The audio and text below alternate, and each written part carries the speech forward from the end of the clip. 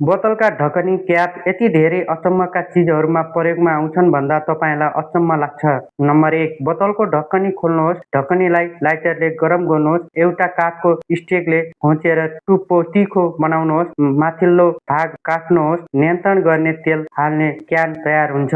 Number 2, प्लास्टिकको ढक्कनको छेउमा प्वाल बनाउनुहोस्। भित्रबाट एउटा खिल धकेल्नुहोस्। अब बदाम, अखरोट फुटाउन औँला ठोकिँदैन। नम्बर 3, दुईवटा ढक्कनी आपस जडान गर्नुहोस्। बीचमा खिल घुसाउनुहोस्। ढक्कनको 4 साइडबाट यसरी फलाम तताएर साइड खोल्नुहोस्। तार फिट गरेर खिल कसिदिनुहोस्। यो उपायले तारलाई एकदमै बलियोसँग समाउँछ। नम्बर 5, पानीको बोतलमा एउटा खिलले सानो प्वाल बनाउनुहोस्। एउटा कटन स्याप आधा काटेर तेर्सो रूपबाट घुसाउनुहोस्। ढक्कनलाई थोरै खुकिलो बनाएर पानी बिस्तारै चुहिन दिनुहोस्। यसरी थोपा सिँचाइ तयार हुन्छ। तपाईँ बाहिर हुँदा पनि बिरुवामा पानी पुग्छ।